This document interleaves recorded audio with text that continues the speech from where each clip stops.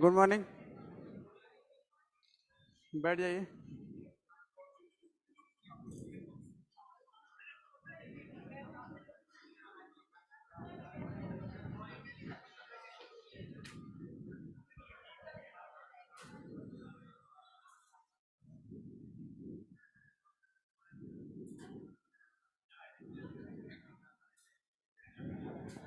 इधर दिखाओ, इधर।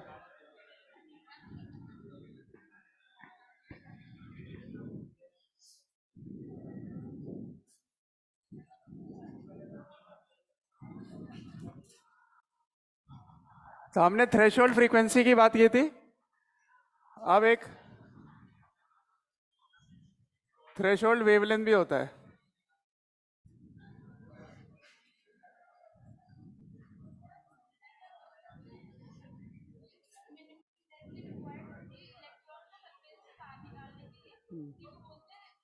वर्क फंक्शन एनर्जी बोलोगे तो वर्क फंक्शन। और वो एनर्जी को पाने के लिए जितनी फ्रीक्वेंसी चाहिए। हाँ, क्योंकि एच न्यू एनर्जी होता है ना, तो ये मिनिमम होगा।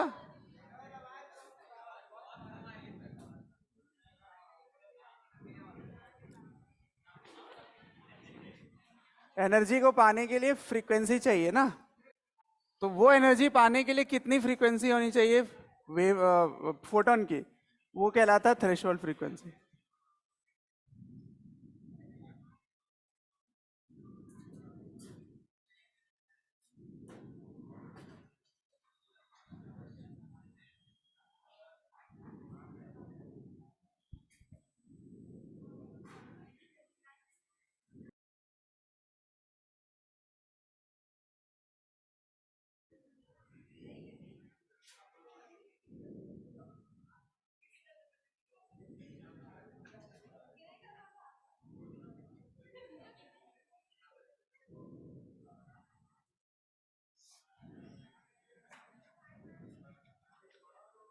हाँ देखो, एच न्यू टी एच किस नाम से जाना जाता था? Work function. अब यहां पे अगर रिप्लेस कर दो फ्रीक्वेंसी को सी बाय लैम्डा से, तो वर्क फंक्शन हो जाएगा।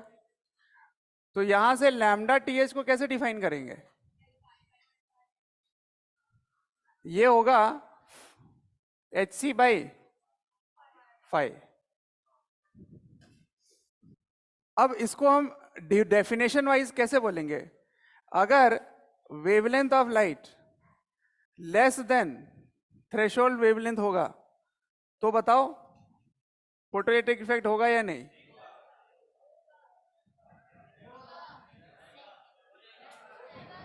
अरे ये डिनोमिनेटर में है ना, तो छोटा होगा तो ज्यादा होगी एनर्जी, उल्टा हो जाएगा यहाँ पे। इक्वल टू में भी, और अगर ग्रेटर देन इससे हो गया तो नहीं होगा, इसमें उल्टा हो जाता है। अब बताओ, मैंने इसमें वेवलेंथ और फ्रीक्वेंसी लाइट की या फोटोन के बारे में बात की है। क्या ये प्रॉपर्टी फोटोन की होगी या ये प्रॉपर्टी मटेरियल की होगी? मटेरियल की होगी। तो note, threshold frequency and threshold wavelength are properties of materials.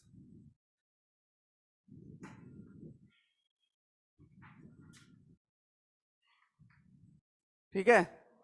जैसे सीजियम है, सीजियम का वर्क फंक्शन 2.14 इलेक्ट्रॉन वोल्ट होता है, तो उसके कॉरस्पॉन्डिंग जो फ्रीक्वेंसी निकल के आएगी वो उसकी थ्रेशोल्ड फ्रीक्वेंसी हो जाएगी, और उसके कॉरस्पॉन्डिंग जो वेवलेंथ निकल के आएगा वो उस मटेरियल का थ्रेशोल्ड वेवलेंथ हो जाएगा। ठीक है? ऑल द फ्रीक्वेंसी और वेवलेंथ हम ऐसा वर्ड यूज कर रहे हैं, तो होना तो चाहिए लाइट के लिए। देखो, अगर ऐसा क्वेश्चन में लिखा रहता है कि थ्रेशोल्ड फ्रीक्वेंसी या threshold wavelength of a material लिखा रहता है, देखो, इज 2000 एंगस्ट्रॉम। इसका क्या मतलब है? सोचो, वो मटेरियल मटेरियल तो वो मेटल हो गया, उसकी वेवलेंथ की बात हो रही है, तो क्या वो वेवलेंथ वेव नीचे शो करने लग गया? नहीं, वो कहना चाहता है कि अगर तुम एक फोटोन हो और तुम फोटोन मेरे से इलेक्ट्रॉन निकलवाना चाहते हो तो आपकी कम से कम इतनी लैम्डा तो होनी चाहिए, ठीक है, या इससे कम होनी चाहिए। वेवलेंथ, वेवलेंथ है तो कम बोलेंगे, फ्रीक्वेंसी है तो ज्यादा बोलेंगे, ठीक है ना। ओके, अब अब इसमें क्या हुआ कि फेलियर आना शुरू हो गया वेव नेचर का। पहला हमने पिछले क्लास में डिस्कस किया कि अगर फ्रीक्वेंसी फिक्स है और आप इंटेंसिटी बढ़ाते हैं तो कोई फर्क नहीं पड़ेगा, वो बाहर नहीं नहीं निकलेगा। दिखाओ एक बार, मैंने सेटअप लिखवा दिया था, पीछे देखो, सेटअप नहीं बनाया ना अभी, ठीक है। अब एक्सपेरिमेंट में देखिए इसको कैसे अचीव किया।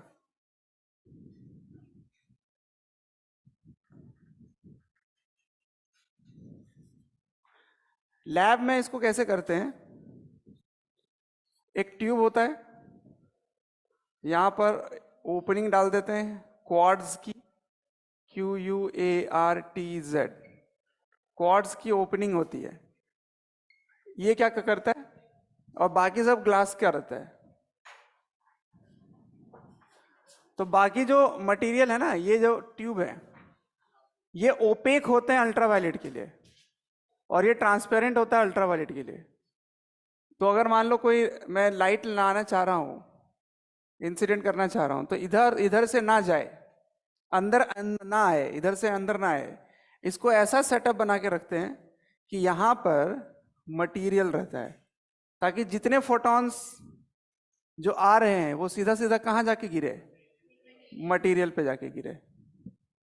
अब यहां से इलेक्ट्रॉन निकल गए तो हम क्या करते हैं, इसको कंप्लीट कर देते हैं, एक सर्किट बना देते हैं, साथ ही साथ बाहर से वोल्टेज भी लगा देते हैं, और थोड़ा सा चलो और मीनिंगफुल बना देते हैं इसको, वेरिएबल रेजिस्टेंस का भी एक सेटअप बना देते हैं, और ऐसा, ठीक है। अब सुनो, ये इलेक्ट्रॉन्स, इतनी एनर्जी शायद इनके पास हो कि वो यहां तक पहुंच जाए, एनोड तक पहुंच जाए। इसको एनोड बोलेंगे और इसको कैथोड बोलेंगे। अब देखो जितने क्वेश्चन है ना वो इसी टॉपिक पे बेस्ड है मोस्टली। यहां पे हमने वोल्टेज अप्लाई कर रखा है, ठीक है। अब ये इलेक्ट्रॉन जब यहां जाएंगे तो सर्किट क्लोज होने के कारण ये इलेक्ट्रॉन इस वायर से बाहर आने लग जाएंगे। अब बताओ, जिधर इलेक्ट्रॉन मूव करेगा करंट उसके ऑपोजिट आता है, तो करंट इधर आना शुरू हो गया, ठीक है। This current is due to the help of photon, इसलिए इसका नाम देंगे फोटो करंट, फोटो करंट, ठीक। तो यहां पे आपको करंट ऑब्जर्व होना शुरू हो जाता है, ठीक। तो सबसे पहले तो ये समझो कि फोटो करंट क्यों आ रहा है, I photo, this is called photo current. क्यों आया photo current, because of electrons reaching anode. तो बताओ, अगर फोटोन ने 100 इलेक्ट्रॉन्स बाहर निकाले हैं तो क्या 100 के 100 इलेक्ट्रॉन के पास कैपेसिटी है कि वो पहुंच जाए, नहीं। इसका मतलब हमें यह देखना है कि कितने इलेक्ट्रॉन्स यहां पहुंचे हैं, उसके कॉरेस्पॉन्डिंग आपको करंट मिलेगा। तो photo current is based on number of electrons reaching anode, ठीक। तो हम कैसे इसको डिफाइन करेंगे या वैल्यू कैसे निकालेंगे, this is number of photons, number of electrons, photo current, it is due to number of electrons reaching anode।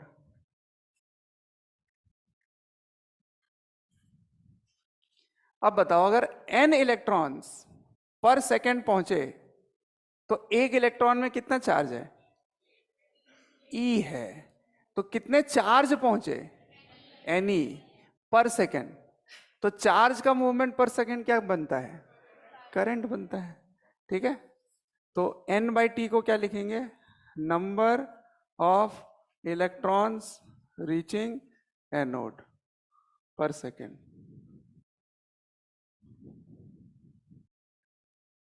ठीक है।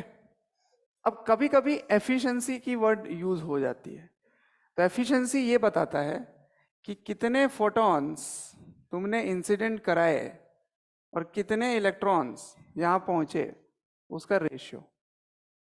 ठीक है।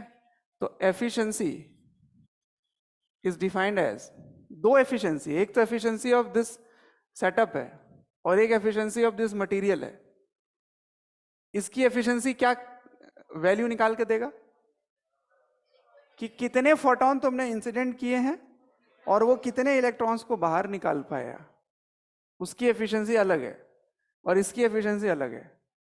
ठीक, this is efficiency of this setup.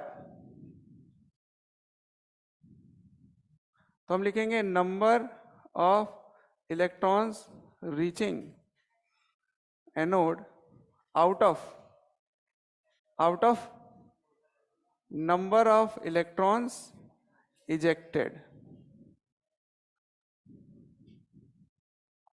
at cathode। ठीक है, परसेंट में है तो इंटू 100%।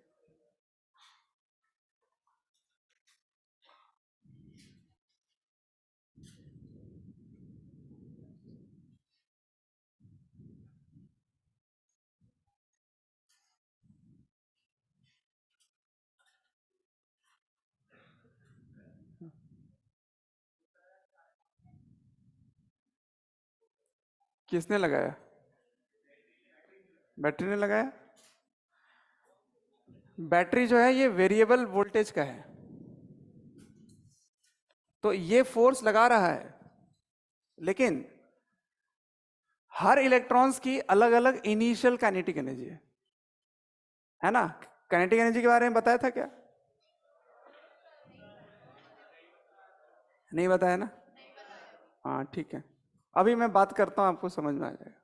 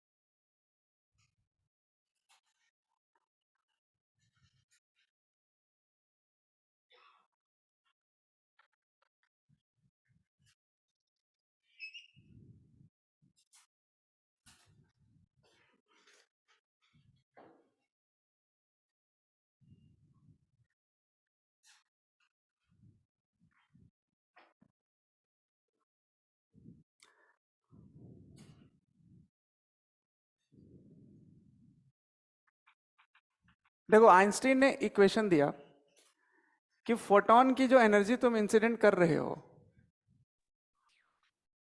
अगर वो थ्रेशोल्ड फ्रीक्वेंसी से ज्यादा है तो क्या इलेक्ट्रॉन्स बाहर आ जाएंगे? हाँ बिल्कुल आ जाएंगे, इलेक्ट्रॉन्स बाहर आ जाएंगे। अब सोचो, तुमने जो एनर्जी इंसिडेंट किया था वो था एच न्यू, और वो वर्क फंक्शन से ज्यादा है, तो उस एनर्जी का जो डिफरेंस है वो कहां जाएगा? हाँ, जो इलेक्ट्रॉन्स बाहर निकलेंगे उनके पास भी एनर्जी होगी, और वो एनर्जी काइनेटिक एनर्जी के फॉर्म में होगी, तो दैट बिकम्स काइनेटिक एनर्जी।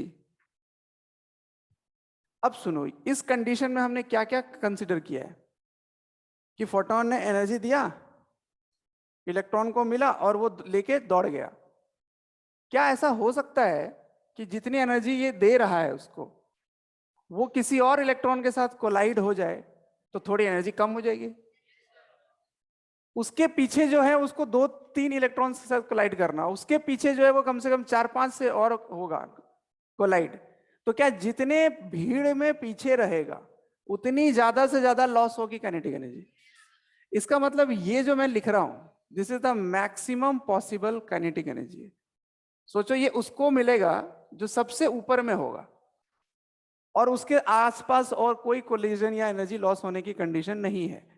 तो this is the maximum possible kinetic energy. इसका मतलब kinetic energy of ejected electrons ये जो होगा this will lie in the range. हो सकता है कुछ इलेक्ट्रॉन्स को बिल्कुल भी एनर्जी ना मिला हो, तो kinetic energy lies in the range 0 to के इन काइनेटिक एनर्जी मैक्स, इस रेंज में लाई करता है।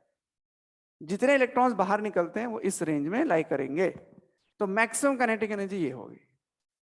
ठीक है, ओके। अब इसको देख करके आपको ये लगता है कि अगर ग्राफ प्लॉट किया जाए काइनेटिक एनर्जी वर्सेस फ्रीक्वेंसी, तो क्या ये स्ट्रेट लाइन है? Graph kinetic energy max versus frequency, तो ये मैं y में ले रहा हूं और ये मैं x में ले रहा हूं, तो ये क्या बन जाएगा? स्लोप। और ये इंटरसेप्ट। इंटरसेप्ट क्या लग रहा है, नेगेटिव या पॉजिटिव? नेगेटिव। तो ये ग्राफ कैसा दिखना चाहिए? नीचे से ऐसे लगेगा कि आ रहा है, पर अब नीचे ले नहीं जा सकते, अभी रीजन पता चलेगा। एक तो काइनेटिक एनर्जी नेगेटिव नहीं हो सकता, और दूसरा रीजन है कि ये जो फ्रीक्वेंसी है ये वाला, ये कौन सी फ्रीक्वेंसी है? थ्रेशोल्ड। इसके लेसर वैल्यू में इलेक्ट्रॉन ही नहीं बाहर आएंगे। ठीक है, अब बताओ ये वाला जो वैल्यू है ये इंटरसेप्ट है, तो ये हो गया -5। अच्छा, मैं एक और मेटल का अगर बनाऊं, ये मेटल 1 है, एक मेटल और बना दूं, तो उसका स्लोप और इसका स्लोप डिफरेंट होगा। हाँ, स्लोप यहां पे क्या है? h।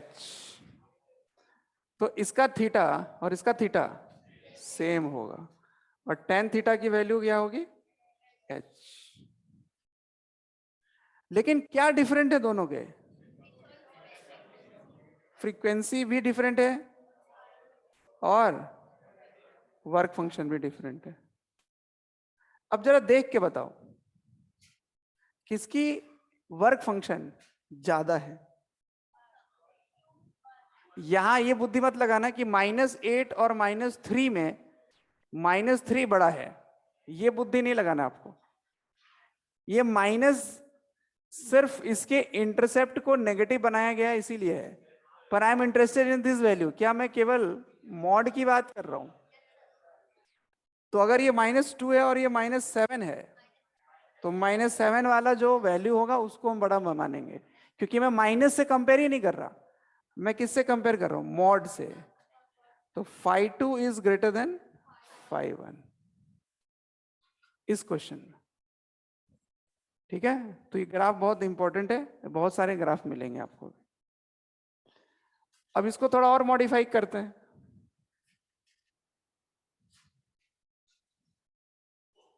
फ्रीक्वेंसी की जगह लिख सकते हैं c/λ -5।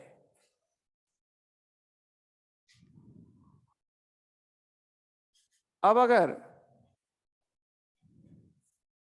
Kinetic energy number 1, number 2, kinetic energy max versus lambda,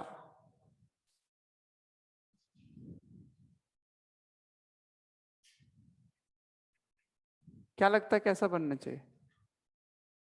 lambda के साथ इनवर्स प्रोपोर्शन है ना, तो हाइपरबोला से तो बनेगा। और ये वाली वेवलेंथ को किस नाम से जानेंगे? थ्रेशोल्ड। देखो इससे कम वैल्यू में ही काइनेटिक एनर्जी है, इससे ज्यादा वैल्यू में काइनेटिक एनर्जी नहीं है। वो अभी अभी हम लोग सीखे थे कि जब lambda greater than lambda t H होता है तो इलेक्ट्रॉन ही नहीं बाहर आएंगे, तो काइनेटिक एनर्जी जीरो रहेगी। अच्छा, इनवर्स रिलेशन ऐसा भी हो सकता था, पर ऐसा ही क्यों हुआ? इसमें मैथ्स है, ज्यादा कुछ भी नहीं।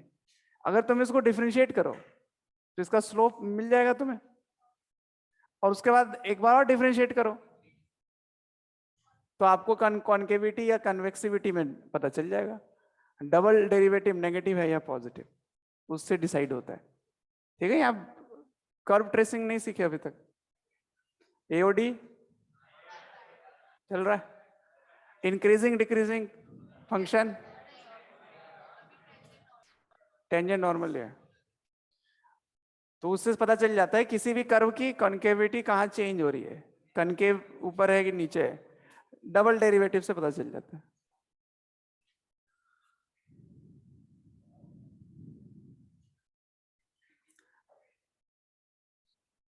अब इसका बी वर्जन,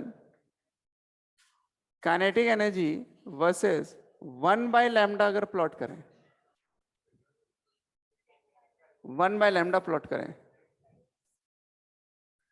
क्या ये स्ट्रेट लाइन बन जाएगा अब? ये देखो, ये 1/λ इज x, तो फिर से वैसा ही दिखेगा।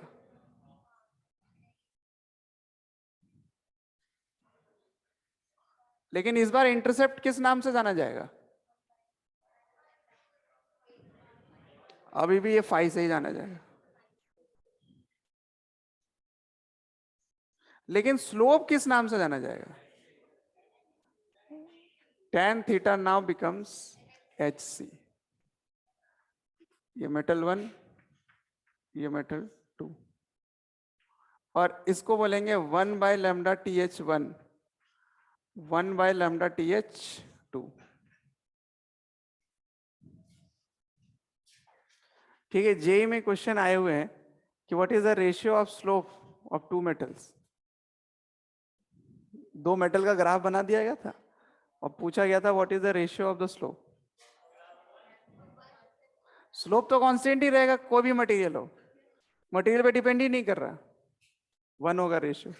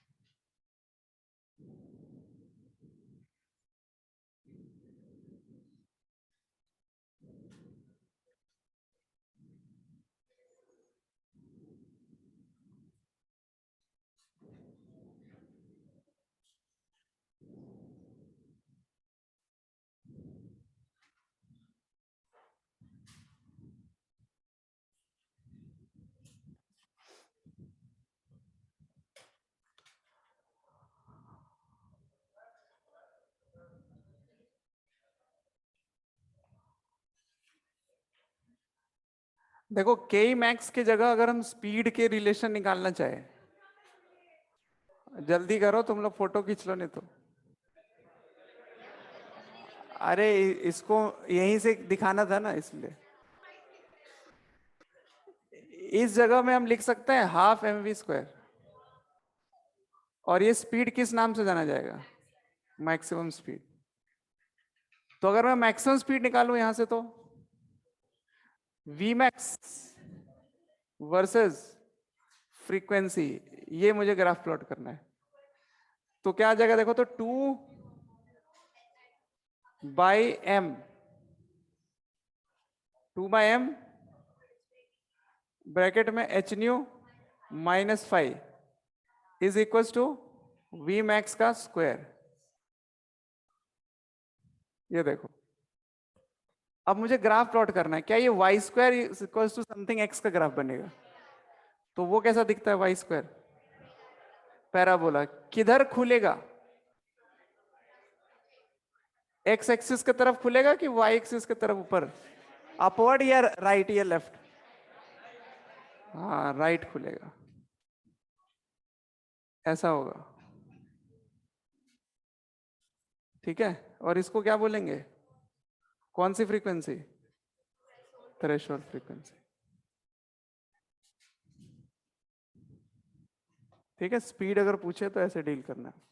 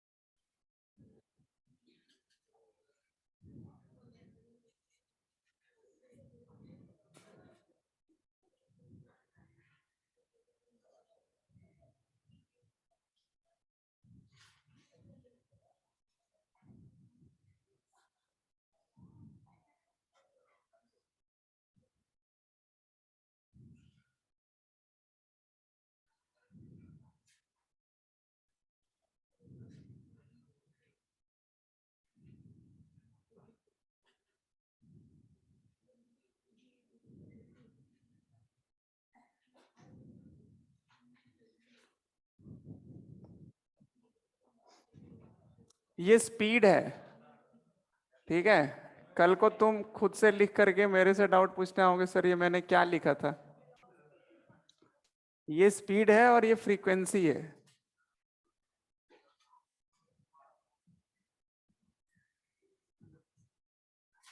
क्वेश्चन सुनो क्या है इसमें।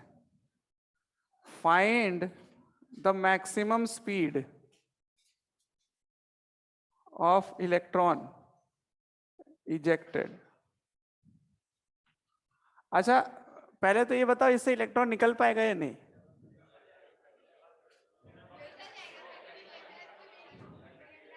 पर इंसिडेंट वेवलेंथ तो छोटी है इससे। फ्रीक्वेंसी ज्यादा होना चाहिए, वेवलेंथ छोटा होना चाहिए। तो क्या इलेक्ट्रॉन्स बाहर आ रहे हैं? अगर आ रहे हैं तो बताइए मैक्सिमम स्पीड कितनी है उसकी?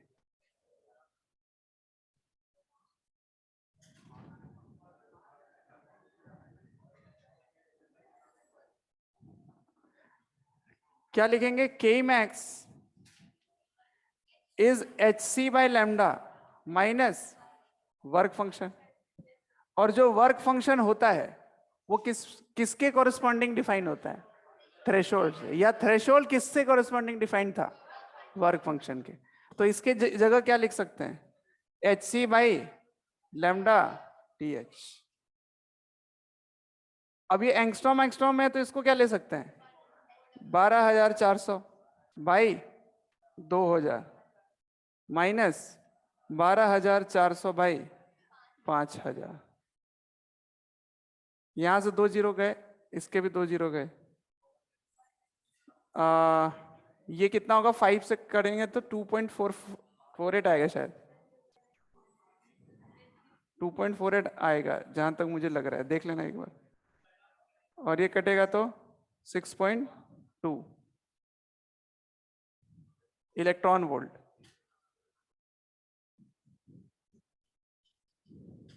ठीक है, कितना आएगा? 10 में से 8 गया तो 2, 1 में से 4 गया तो 7, और 5 में से 2 गया तो 3.72। ये लेकिन काइनेटिक एनर्जी है, पूछा क्या गया है? स्पीड। तो क्या लिखेंगे? Half M we. मास किसका लेंगे? इलेक्ट्रॉन का। इज 3.72। अब बताओ उधर क्या वैल्यू रिप्लेस करोगे मास को? इंटू 2 चला जाएगा ऊपर और नीचे 9.1 इंटू 10⁻31। ये लिख के आओगे तो नेगेटिव मार्क्स लेके जाओगे। काइनेटिक एनर्जी किस यूनिट में है और ये किस यूनिट में है? केजी। क्या ये एसआई सिस्टम में है? और ये एसआई सिस्टम में नहीं है। तो पहले एसआई में तो इसको ले आओ। हाँ, इसको किससे मल्टीप्लाई कर दें? इंटू 10⁻⁻19। अब जाके ये जूल बन गया और रूट भी लगेगा।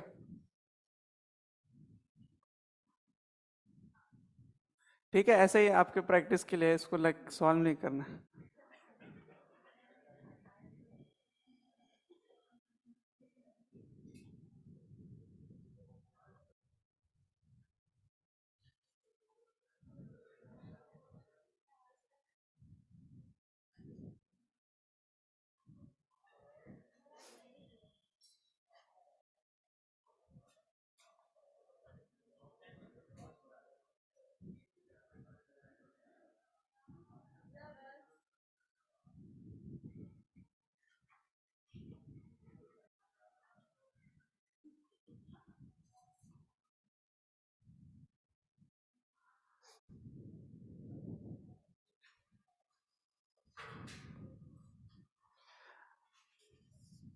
अब फिर से ग्राफ की तरफ बढ़ रहे हैं।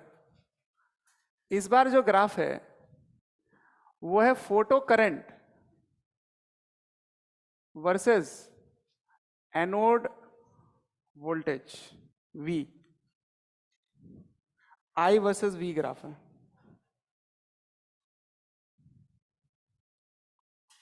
मतलब ये जो करंट हम अचीव कर रहे हैं ना, उसको V से रिलेट करना है। सपोज तुमने पोटेंशियल बिल्कुल भी अप्लाई नहीं किया है, 0 अप्लाई किया हुआ है, 0 अप्लाई कर रखा है, तो क्या कोई भी इलेक्ट्रॉन ऐसे होंगे जो अपने आप ही यहां पहुंच जाए? पॉसिबल है, क्योंकि काइनेटिक एनर्जी है ना। हो सकता है जो मैक्सिमम काइनेटिक एनर्जी वाला है और उसके साथ 2-4 और पहुंच गए हो। इसका मतलब क्या मुझे करंट मिल जाएगा even if I don't apply any voltage? बिल्कुल, सर्किट क्लोज होना चाहिए बस। सर्किट क्लोज है मेरा। तो क्या ये ग्राफ 0 से स्टार्ट होगा या थोड़ा सा ऊपर से? ऊपर से स्टार्ट होगा। ठीक है, अब सुनो, ये जो करंट मिल रहा है this is because of their own energy, अपने आप मिल गया। क्या सारे के सारे इलेक्ट्रॉन के पास उतनी एनर्जी है कि वहां पहुंच जाए? वो इसलिए नहीं है क्योंकि kinetic energy lies in the range 0 to maximum kinetic energy.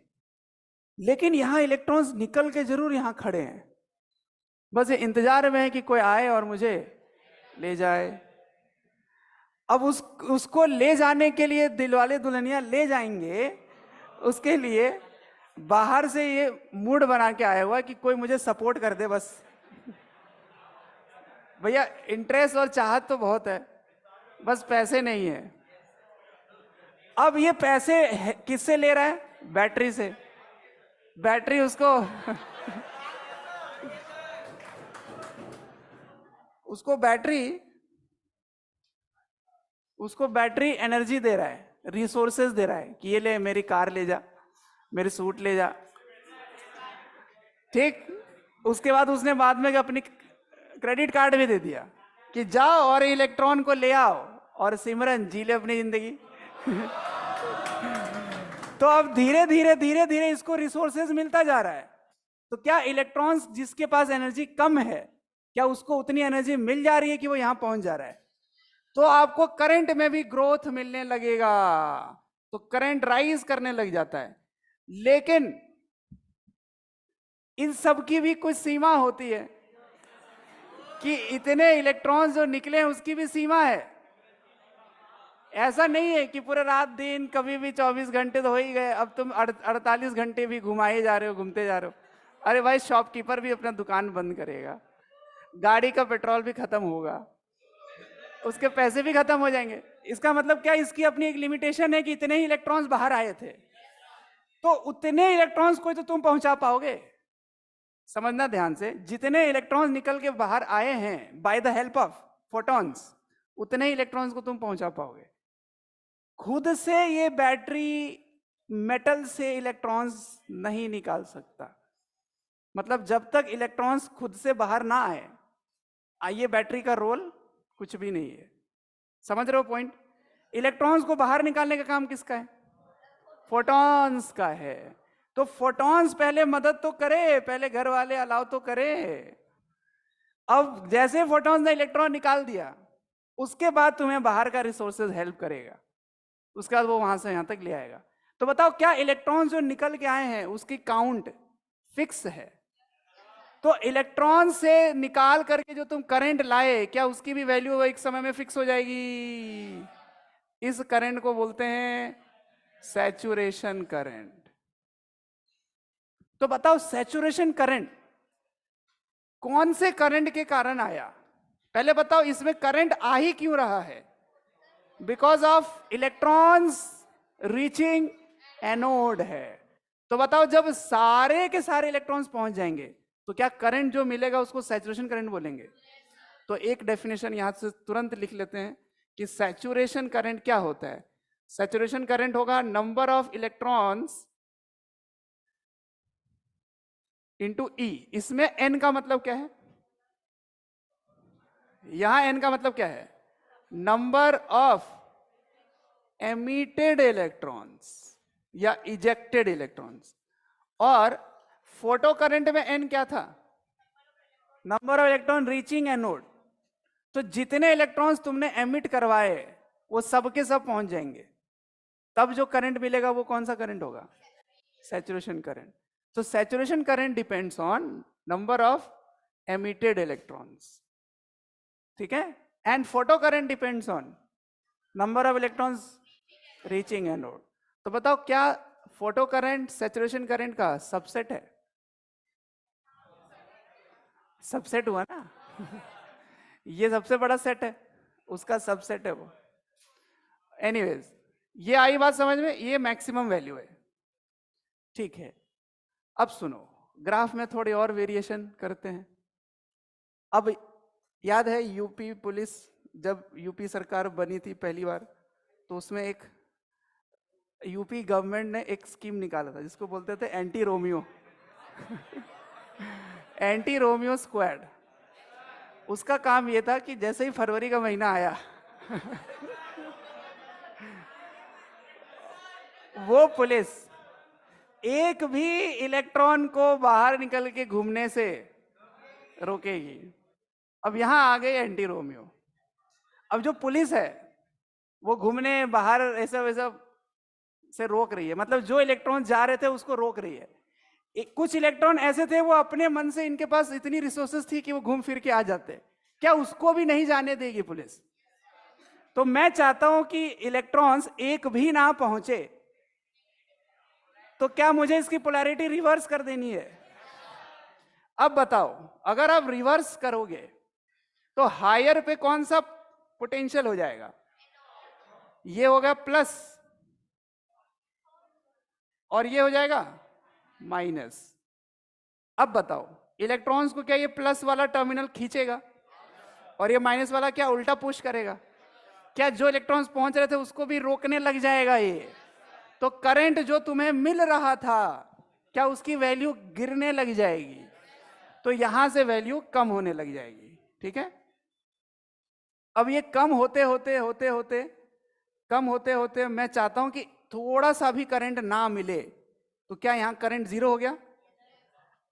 Current जब जीरो होगा उस समय जो पोटेंशियल होगा उसको एक नाम देंगे, स्टॉपिंग पोटेंशियल। तो इसका ग्राफ कुछ ऐसा बन के आता है, कंप्लीट, ठीक है? ये स्ट्रेट लाइन नहीं है, ये थोड़ा सा कर्व ही है, ऐसे है, ठीक? तो ये जाके कंप्लीट ग्राफ बनेगा। तो पहले ही बना देता तो फिर तुम्हें लगता है ये नीचे कैसे चल गया, ऊपर कैसे आ रहा है, ठीक है? तो तुम ऐसे पीछे खींच लेना, ऐसे ऐसे बन जाएगा। इसको बोलेंगे स्टॉपिंग पोटेंशियल। अब इस पर बात करते हैं, ये स्टॉपिंग पोटेंशियल किस पे डिपेंड करेगा, कितना होगा?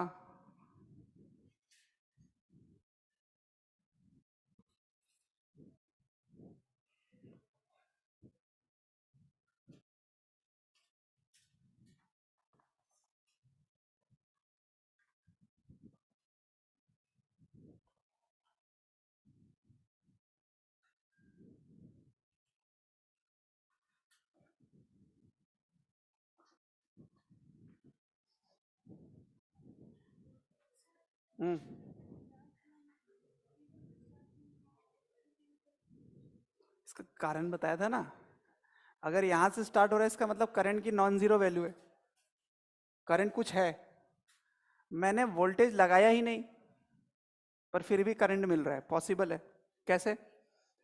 कुछ इलेक्ट्रॉन खुद ही पहुंच गए, तो नॉन जीरो। सारे नहीं लगे, रिक्वायरमेंट नहीं है, ये कैसे पता आपको? रिक्वायरमेंट तो डिपेंड करेगा कि यहां से यहां जाने के लिए एनर्जी कितनी चाहिए। हाँ, अरे एक्चुअली यहां पर ही एनर्जी खर्च हो जा रहा है। देखो, इसके अट्रैक्टिव पुल को ओवरकम अगर कर गए तब तो ठीक है, वो पहुंच जाएगा। हम तो यहीं पर बात कर रहे हैं ना, सरफेस एनर्जी इतनी है कि उसको रोक लेता है। हम तो यहीं से बात कर रहे हैं, यहां आने के बाद तो पहुंच ही जाएगा, ओवरकम हो गया तो, है ना? अब सुनो, अब मैं इनिशियल बताता हूं कि क्या सिचुएशन था और जब मैंने इसको रिवर्स किया तो क्या सिचुएशन हो गया। इनिशियली ये टर्मिनल नेगेटिव था, देखो ये नेगेटिव है, और ये टर्मिनल पॉजिटिव था। क्या ये हायर पोटेंशियल पे था और क्या ये लोअर पोटेंशियल पे था? इलेक्ट्रॉन्स के लिए ये फेवरेबल कंडीशन था। तो बैटरी बार बार उस इलेक्ट्रॉन को एनर्जी दे रही है। कितनी एनर्जी मिल रहा है? Potential difference into charge, e times v. इतनी एनर्जी बढ़ के मिलता जा रहा है। तुम बार बार पोटेंशियल और बढ़ा रहे हो, एनर्जी फिर बढ़ जा रही है। कितना बढ़ जा रहा है? ई टाइम्स वी। ये मैं कहां से लिख रहा हूं? चार्ज इंटू पोटेंशियल डिफरेंस, यहां से लिख रहा हूं। ठीक है, तो इसकी पोटेंशियल एनर्जी गेन हो रही है जो कि काइनेटिक एनर्जी में चला जा रहा है, तो वो पहुंच जाता था। अब अगर मैं रिवर्स कर देता हूं तो क्या ये हायर पे हो जाएगा और ये लोअर पे हो जाएगा? तो ये जो स्टॉपिंग पोटेंशियल है, क्या वो इन्हीं दोनों का पोटेंशियल डिफरेंस की वैल्यू है? तो बताओ, अगर मैं स्टॉपिंग पोटेंशियल लिखूंगा, स्टॉपिंग पोटेंशियल, तो अगर ये प्लस में है, प्लस में, तो बताओ कौन से पोटेंशियल का डिफरेंस है? कैथोड माइनस एनोड कि एनोड माइनस कैथोड? जब मैं पोलैरिटी रिवर्स करता हूं तो ये हायर हो गया ना, तो हायर में कौन हो गया? कैथोड। तो ये बनेगा कैथोड माइनस एनोड। और जब हम एनोड माइनस कैथोड लिखेंगे तो माइनस वीएस हो जाएगा, माइनस वीएस हो जाएगा। अब बताओ, इस ग्राफ में क्या ये माइनस के को कोरस्पॉन्ड कर रहा है? तो किसके रिस्पेक्ट में मैं पोटेंशियल बोल रहा हूं? एनोड माइनस कैथोड बोल रहा हूं, ठीक है? अब सुनो, इसकी वैल्यू हम कैसे निकालेंगे? वैल्यू इधर देखो, stopping potential is that potential which will not allow even a single electron to reach. तो जो सबसे एनर्जेटिक इलेक्ट्रॉन है, अगर मैं उसको रोक दिया तो क्या बचे कुचे सभी रुक जाएंगे? तो स्टॉपिंग पोटेंशियल किसके कॉरेस्पॉन्डिंग डिफाइन होना चाहिए? मैक्सिमम काइनेटिक एनर्जी पे डिफाइन होना चाहिए। तो मैक्सिमम काइनेटिक एनर्जी जो इलेक्ट्रॉन्स का था उसको रोकना है, तो मैं अगर स्टॉपिंग पोटेंशियल लगाया तो इलेक्ट्रॉन को पोटेंशियल एनर्जी कितनी गेन हुई? E times V S. तो E times V S must be equal to K E max. समझ आया ये? अब सब वैल्यू को रिप्लेस करो तो ये क्या पढ़े थे हम लोग? एच न्यू माइनस फाइव, और अब इधर से आ गया ई टाइम्स वी एस। तो अगर स्टॉपिंग पोटेंशियल आपको निकालना है तो वो क्या आ जाएगा? H by E times frequency minus 5 times E. तो ये भी रिलेशन आपको याद रखना। तो जरा ध्यान से देख, स्टॉपिंग पोटेंशियल किस पे डिपेंड कर रहा है? फ्रीक्वेंसी ऑफ लाइट पर, ठीक है? और अगर इसको वेवलेंथ के टर्म्स में लिखना हो तो क्या बनेगा? H C by lambda minus 5 by E, E, ठीक है? ये हो गया। क्या अगर मैं ग्राफ पूछूं तो आप बना देंगे? फिर से बताओ ग्राफ अगर बनाते हैं तो ये वाला बिल्कुल के मैक्स जैसा ग्राफ बनाएगा। तो स्टॉपिंग पोटेंशियल वर्सेस फ्रीक्वेंसी कैसा बनेगा? Straight line. लेकिन इस बार थोड़ा थोड़ा बदलाव होगा। सबसे पहले स्लोप बताओ। स्लोप क्या बनेगा? h/e। और इंटरसेप्ट किस नाम से जाना जाएगा? phi/e से जाना जाएगा।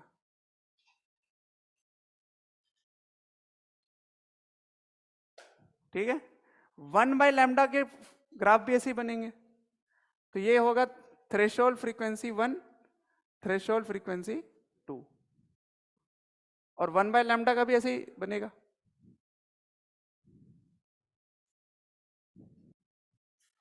One by lambda versus stopping potential. ठीक है, लेकिन हाँ सब कुछ वैसा ही रहेगा, बस इसका स्लोप बदल जाएगा। इसका स्लोप किस नाम से जाना जाएगा?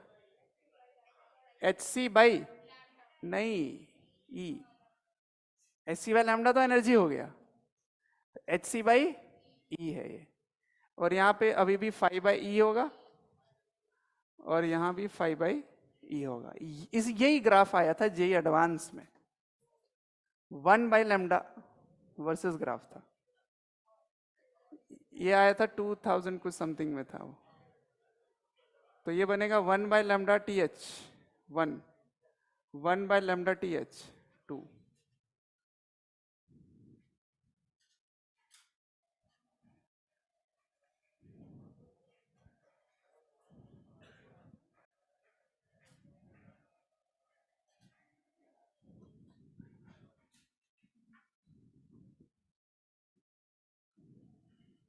अब अगर किसी को ये डायरेक्टली समझ नहीं आया कि कैसे अचीव किया मैंने, तो इसको मैं दो तरीके से और बता सकता हूँ कि कैसे अचीव किया।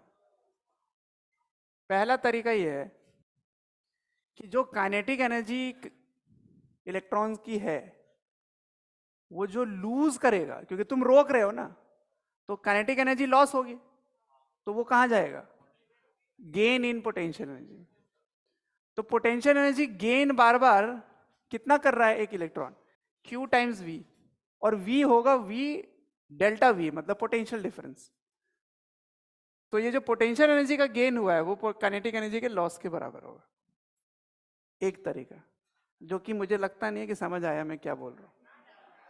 तुम्हें पता है पूरा खुल के बड़ा सा लिखो तो समझ आएगा। चलो मैं उस तरीके से भी एक्सप्लेन कर देता हूं। देखो, ये कैथोड है और ये एनोड है।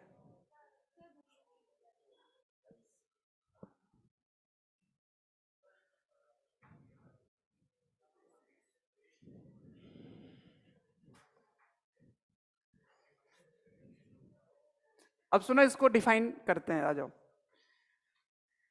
यहां पे जो इलेक्ट्रॉन है जिसकी काइनेटिक एनर्जी सबसे ज्यादा है,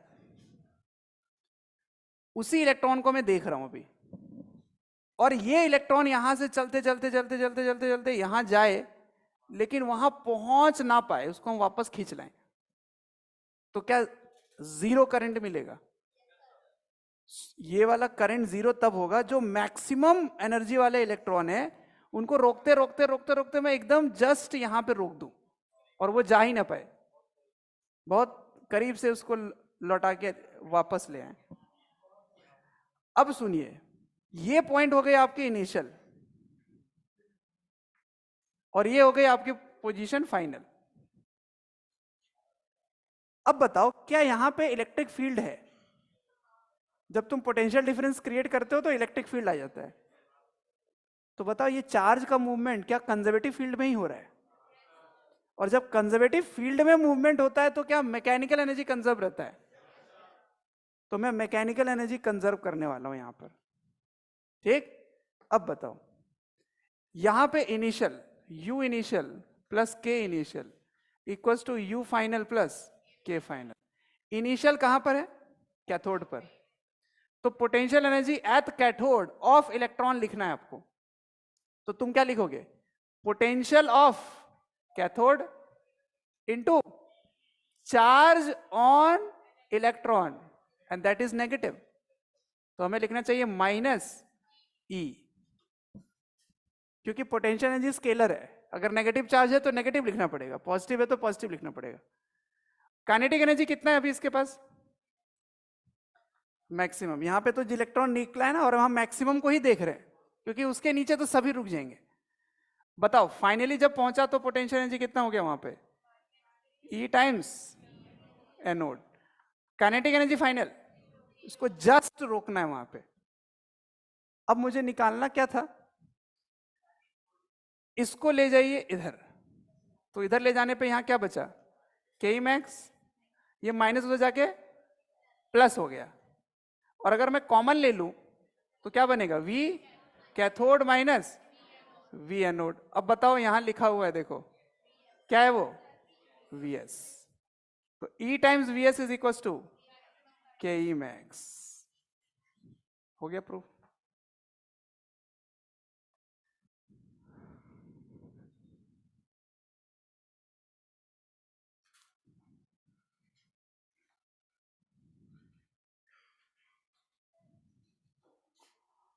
हाँ हाँ हाँ चलो।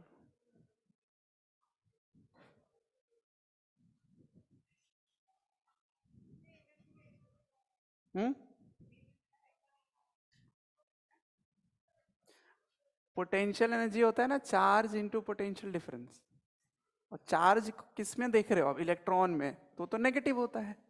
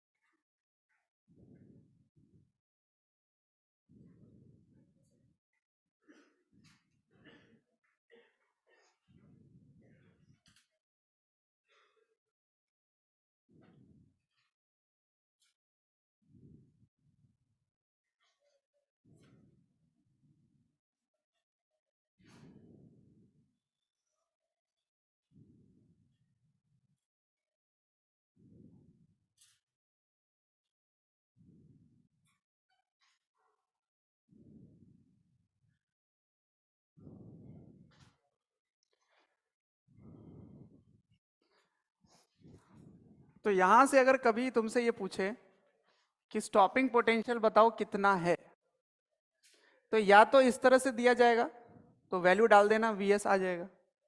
या आपको सीधा सीधा यही पता होगा, क्योंकि तुम इसको जब सॉल्व करते हो तो एक नंबर आ जाता है। तो क्या मैं कह सकता हूं कि stopping potential from this line, stopping potential is equal to maximum kinetic energy upon E. अब ई क्या है? ये चार्ज ऑन वन इलेक्ट्रॉन। अब सुनिए, कभी कभी काइनेटिक एनर्जी जब आप सॉल्व करते हैं, कभी कभी नहीं, मोस्टली आपको ऐसा ही मिलेगा कि अगर kinetic energy is in electron volt, तो जब इलेक्ट्रॉन वोल्ट इसमें है, तो जब ई से डिवाइड होगा तो क्या वोल्ट ही रह जाएगा? तो जब काइनेटिक एनर्जी इलेक्ट्रॉन वोल्ट में है ना, then Vs is in volt, अपने आप ही आ जाएगा। लेकिन अगर कभी नंबर ऐसा मिल जाए, नसीब खराब हो, इज इन जूल, तब आपको Vs के लिए क्या करना पड़ेगा? जो भी नंबर है उसको डिवाइड किससे करना होगा? 1.6 इंटू 10 टू पावर माइनस 19 से। तब जाके किस में आएगा आंसर? नहीं नहीं, Vs वोल्ट में आएगा। मुझे ये ऐसा यूनिट में चाहिए, ये जूल में है। तो के मैक्स बाई ई होता है ना, तो फिर इसकी वैल्यू भी रखो ताकि वो कुलम में बन जाए, और फिर उसको डिवाइड कर दो तो वोल्ट में आ जाएगा। ऐसा क्यों हो रहा है? जरा एनर्जी की यूनिट को ध्यान दीजिए। Q इंटू डेल्टा वी होता है, ये जब जूल में होता है तो ये कुलम में होना चाहिए, और ये वोल्ट में। इसका मतलब कुलम इंटू वोल्ट जो होता है वो किसको कॉरेस्पॉन्ड करता है? जूल को। तो बताओ अगर ये जूल में है ऑलरेडी, तो मुझे इसको किस में रखना चाहिए? कुलम में। तभी तो जूल पर कुलम वोल्ट बन जाएगा। लेकिन अगर ये इलेक्ट्रॉन वोल्ट में है, अगर इलेक्ट्रॉन वोल्ट में है तो पहले तो इसको जूल में लाओ। वो कैसे होगा? इसको इंटू करना होगा, इसको इंटू करना होगा 1.6 इंटू 10⁻⁻19 से। क्या ये बन गया जूल में? अब इसको किससे डिवाइड करना है? कुलम्स। तो कुलम वाले वैल्यू इलेक्ट्रॉन में, इलेक्ट्रॉन के जो चार्ज है वो कुलम में कितना होता है? 1.6 इंटू 10⁻⁻19 कुलम। अब बताओ जूल पर कुलम क्या बन गया? वोल्ट। और ये हमेशा कट ही जाएगा। इसका मतलब हम आसानी के लिए जब काइनेटिक एनर्जी इलेक्ट्रॉन वोल्ट में दिया जाएगा, बस ई वाला टर्म हटा देना, बाकी जो बचेगा वो वोल्ट में आ जाएगा। एक क्वेश्चन करते हैं, समझ आ जाएगा मैं क्या बोलना चाह रहा हूं।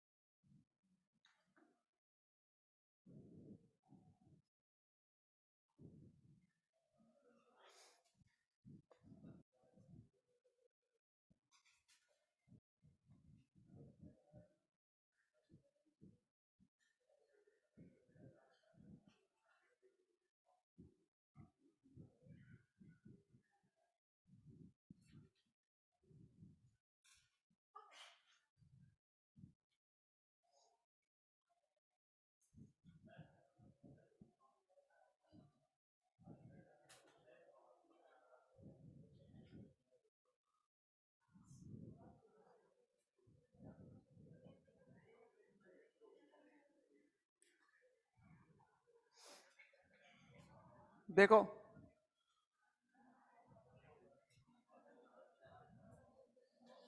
सपोज वही सेटअप है और ये सीजियम का बना हुआ है, और इस क्वेश्चन के लिए इसको लिया गया 2.4 इलेक्ट्रॉन वोल्ट। मटेरियल है ये सीजियम। अब यहां से फोटोन इंसिडेंट कर रहे हैं 4000 एंगस्ट्रॉम का। तो पहले तो बताओ क्या ये पी होगा इसमें या नहीं होगा? फोटो इलेक्ट्रिक इफेक्ट होगा या नहीं? पीईई चेक करो, चेक दिस। अगर है तो फाइंड स्टॉपिंग पोटेंशियल।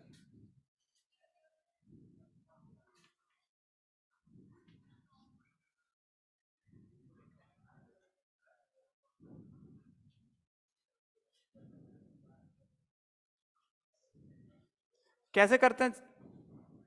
सबसे पहले जो एनर्जी आया है वो पता कीजिए कितना आया है। तो 12400 अपॉन 4000, 2 0 गए, 4 10 12 में 4 3 2 कितना हो गया? 3.2। क्या ये 3.2 ज्यादा है इससे? तो yes, as E is greater than 5, so yes.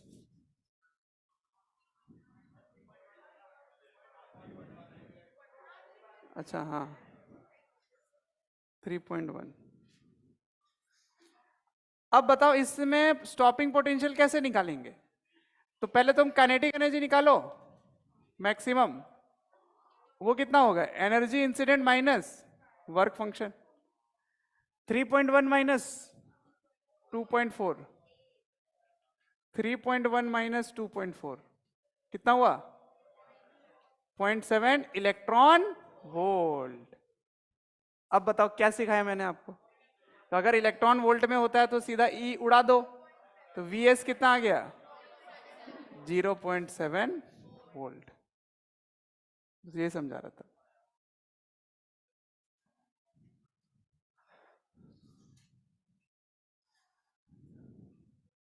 तो स्टॉपिंग पोटेंशियल को डिफाइन कैसे करेंगे? स्टॉपिंग पोटेंशियल को डिफाइन करेंगे, it is the minimum reverse voltage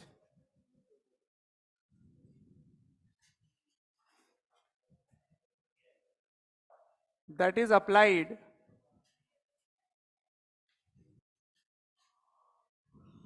to stop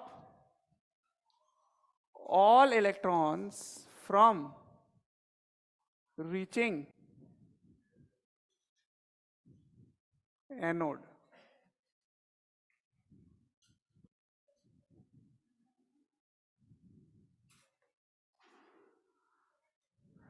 minimum की बात हो रही है, मतलब तुम अगर इससे ज्यादा भी लगा दोगे तब भी इलेक्ट्रॉन नहीं पहुंचेंगे, पर हम उसको स्टॉपिंग पोटेंशियल फिर उसको नहीं बोलेंगे, हम तो मिनिमम पे डिफाइन कर रहे हैं।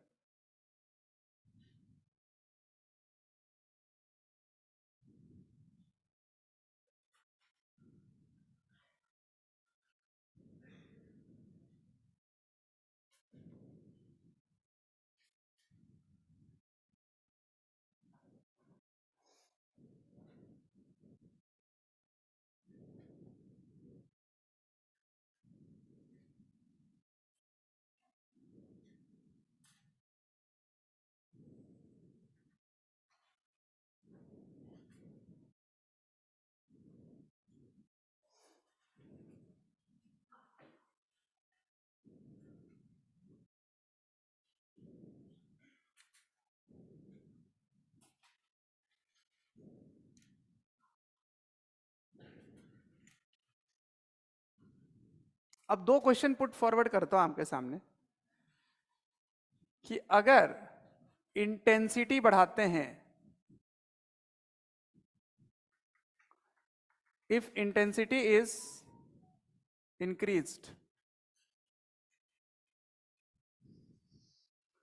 तो बताओ जो फोटॉन्स आ रहे हैं उनकी इंटेंसिटी बढ़ा दिया आपने, तो बताओ जो इलेक्ट्रॉन्स बाहर आएंगे क्या उसकी एनर्जी ज्यादा हो जाएगी?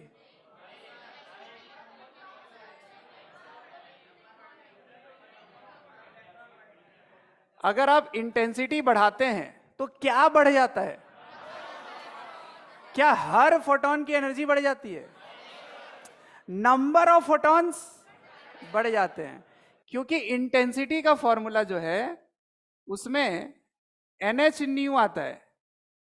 तुमने अगर फ्रीक्वेंसी कांस्टेंट रख के इंटेंसिटी बढ़ाया, कीपिंग फ्रीक्वेंसी कांस्टेंट या सेम, ठीक है, इसको रख करके तुम अगर इंटेंसिटी बढ़ाते हो तो क्या बढ़ता है? नंबर डेंसिटी बढ़ता है, number of photons per unit time per unit area बढ़ जाता है। अब बताओ इंटेंसिटी बढ़ाने से क्या इलेक्ट्रॉन्स जो बाहर आएंगे उसके काउंट बढ़ सकते हैं? वो बढ़ सकते हैं। क्यों बढ़ेंगे? हाँ, क्योंकि देखो अभी फ्रीक्वेंसी थ्रेशोल्ड फ्रीक्वेंसी से ज्यादा है, तभी बात कर रहे हैं हम लोग, ज्यादा है, और तुमने काउंट बढ़ा दिया, और हमने ये भी बात कर रखा है कि एक फोटोन एक इलेक्ट्रॉन से इंटरेक्ट करेगा, और अगर एक फोटोन की एनर्जी एक इलेक्ट्रॉन की एनर्जी जितनी निकलने के लिए चाहिए उतना या उससे ज्यादा है, तो क्या वो उसको निकाल लेगा? और अगर कुछ भी नहीं दिया है कि कितनी एफिशिएंसी है, तो हम ये मान के चलेंगे कि एफिशिएंसी 100% है। तो अगर 100 फोटोन इंसिडेंट हो रहे हैं तो उसकी कैपेबिलिटी है कि 100 इलेक्ट्रॉन्स को बाहर निकाल ले, जब तक क्वेश्चन में मेंशन ना करे कि नहीं एफिशिएंसी उसकी 60% ही है। तो बताओ तुमने इंटेंसिटी बढ़ाया तो फोटॉन्स की काउंट बढ़ गई, तो इलेक्ट्रॉन्स के निकलने का काउंट बढ़ेगा, लेकिन हर इलेक्ट्रॉन उतनी ही काइनेटिक एनर्जी मैक्सिमम लेकर बाहर आएगा। ऐसा क्यों? क्योंकि काइनेटिक एनर्जी जो डिपेंड कर रहा है वो किस पे डिपेंड कर रहा है? HNU माइनस 5, और हर फोटोन की फ्रीक्वेंसी वही है क्योंकि तुमने फ्रीक्वेंसी चेंज नहीं की है, तो मैक्सिमम काइनेटिक एनर्जी फिक्स रहेगा। हाँ 5, देखो मेटल तो वही है तो फाई भी वही है। समझ रहे हो यहां तक? अब बताओ इंटेंसिटी बढ़ाने से स्टॉपिंग पोटेंशियल में क्या फर्क पड़ेगा?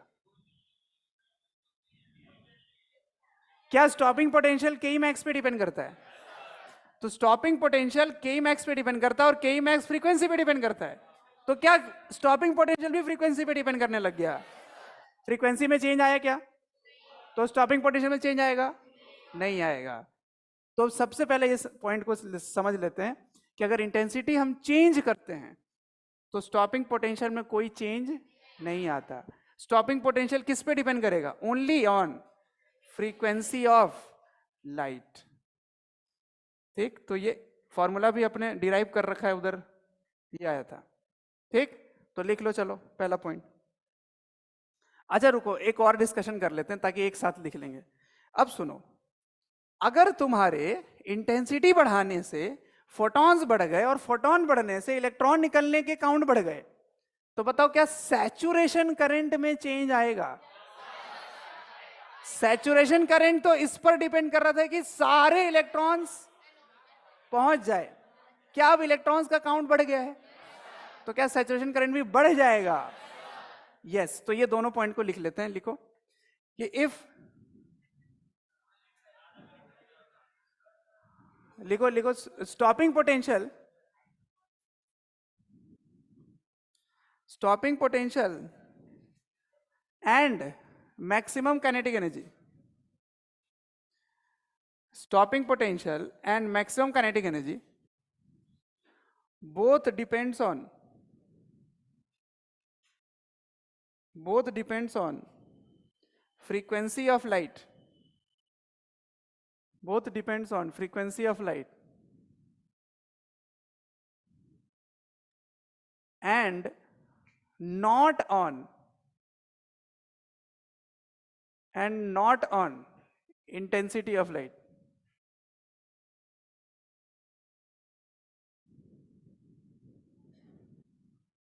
Stopping potential and maximum kinetic energy, maximum kinetic energy किसका? Of ejected electron. ठीक है ना, इजेक्टेड इलेक्ट्रॉन की बात कर रहे हैं। Depends on frequency of light and not on intensity of light. Next point में लिखो, नेक्स्ट लाइन में लिखो, photo current and saturation current, photo current and saturation current both depends on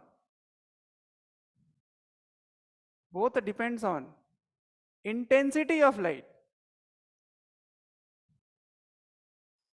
and not on frequency of light.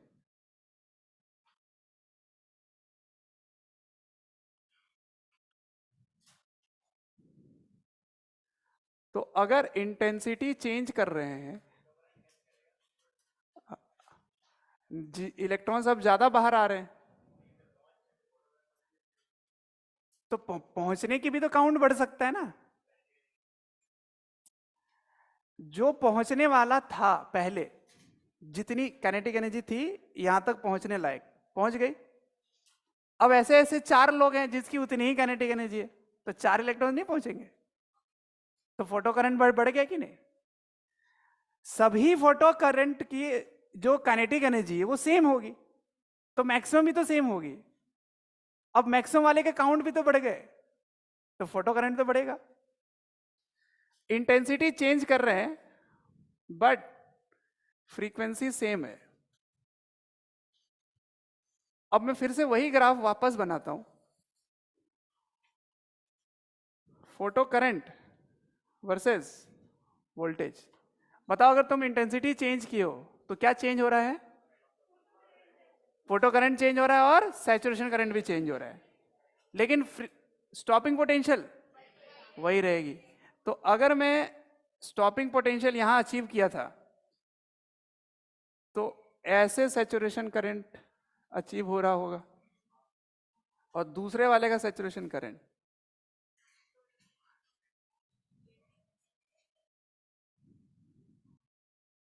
क्या same होगा? Stopping potential क्या different होगी? Saturation current, I max, I saturation लिख देते हैं इसको, टू आई सैचुरेशन 1। ठीक है, अब दूसरे वाले केस में मैं फ्रीक्वेंसी चेंज कर रहा हूं और इंटेंसिटी सेम रख रहा हूं।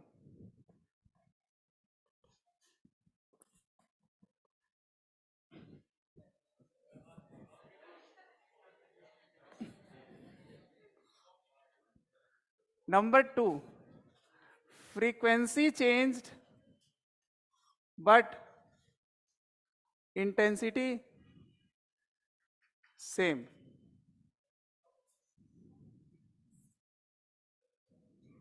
अब बताओ, क्या सैचुरेशन करंट उतना ही मिलेगा, लेकिन स्टॉपिंग पोटेंशियल चेंज हो जाएगा।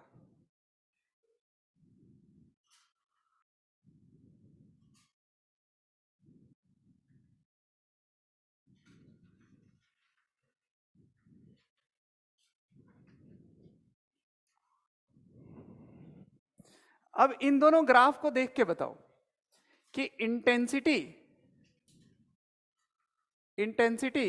1 और इंटेंसिटी 2 में किसकी ज्यादा वैल्यू है?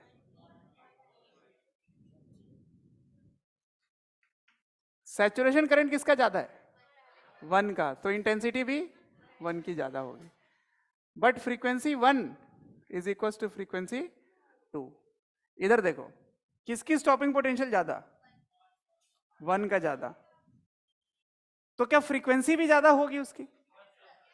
तो यहां लिखेंगे frequency 1 is greater than frequency 2, लेकिन intensity 1 is equal to intensity 2।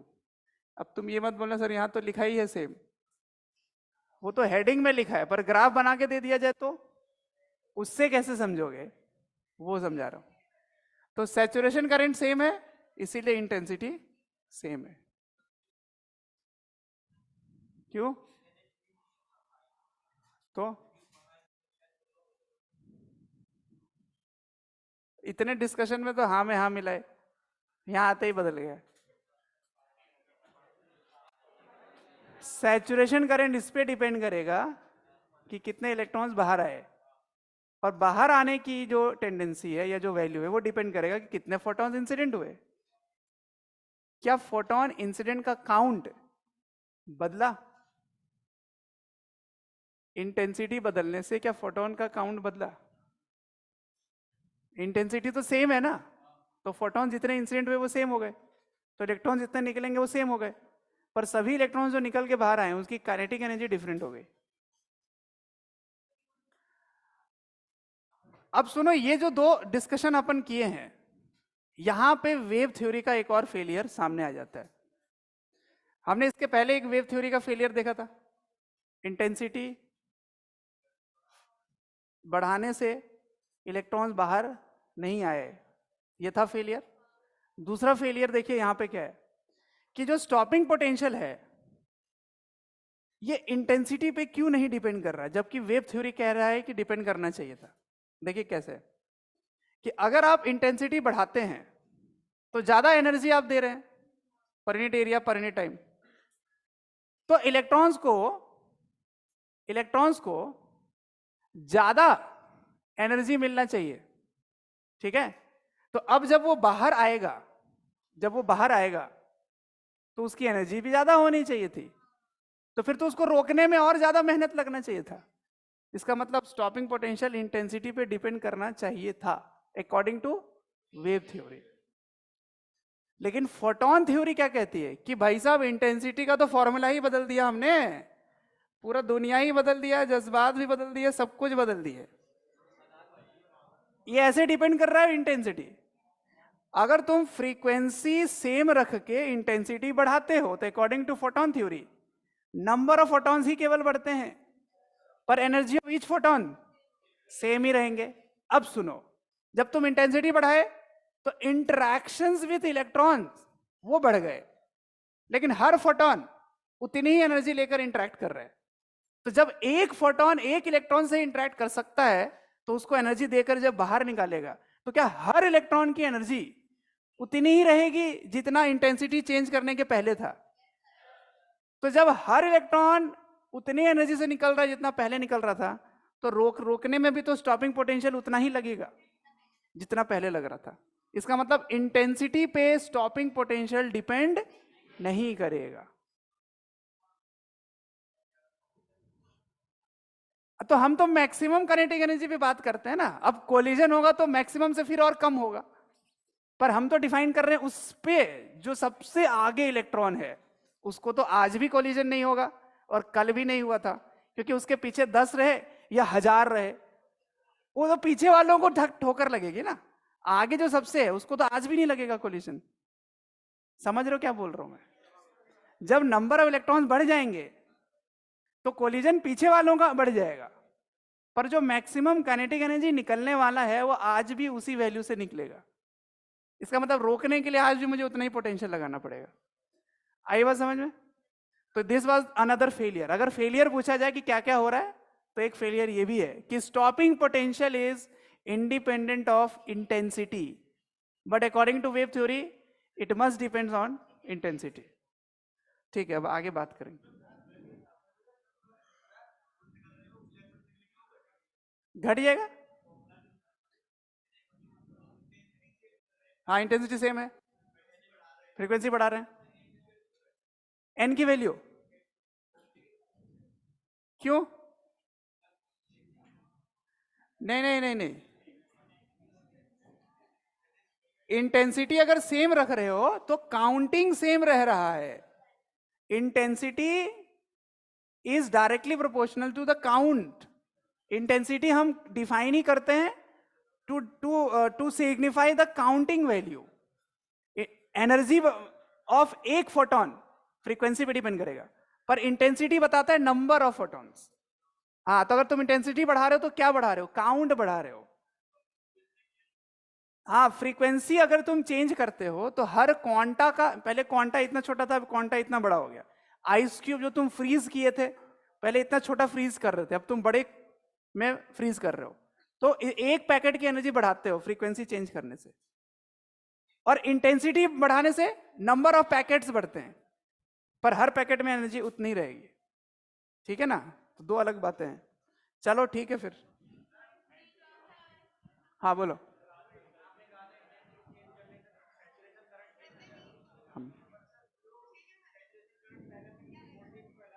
हम वोल्टेज वाली बात कहां से आ गई यहाँ पे?